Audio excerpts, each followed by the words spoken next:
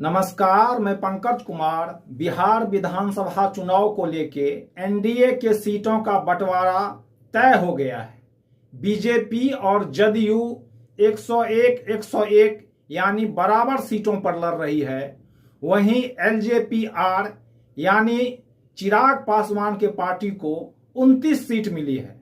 वहीं मांझी, जीतन राम मांझी और उपेंद्र कुशवाहा की पार्टी को 6 सीट मिली है। तो इस तरह देखिए, जो एक तरह से पहेली सुलझाई जा रही थी, उपापोह की स्थिति थी, वो अब स्पष्ट हो गया है कि एनडीए के जो घटक दल हैं वो कौन कितने सीटों पे लड़ेगी।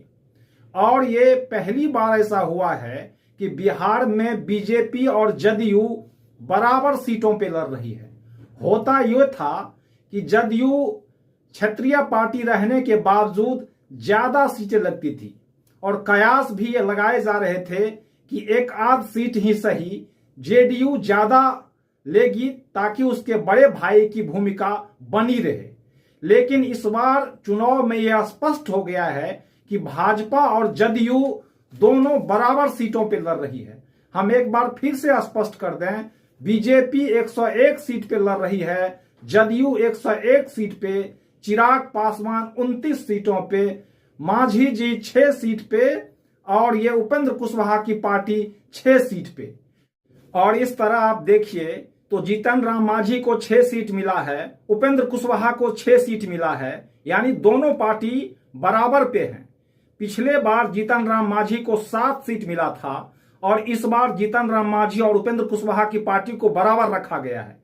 यानी उपेंद्र कुशवाहा शुरू से ही एनडीए में सबसे छोटा पार्टी बनने को तैयार नहीं थे।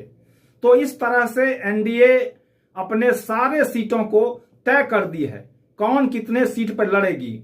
वहीं महागठबंधन में अभी तक सीटों का फार्मूला तय नहीं हुआ है और ये खबरें आ रही है कि तेजस्वी यादव अपने विधायक को नॉमिनेशन के लिए संकेत दे रहे हैं, फोन कर रहे हैं। वहीं कांग्रेस 13 तारीख का डेट दी है। यदि सीटों का बंटवारा नहीं हुआ तो वो 37 उम्मीदवारों की घोषणा कर देंगे। तो यह दिलचस्प है, जो संशय का माहौल था, संशय का वातावरण था, वो खत्म हो गया है और एक तरह से एनडीए जो है वो अपने सीट की घोषणा कर दी है। तो अब सब कुछ स्पष्ट हो गया है। इस बार के चुनाव में बीजेपी और जदयू बराबर भागीदारी से बराबर सीटों पे 101 पे लड़ रही है।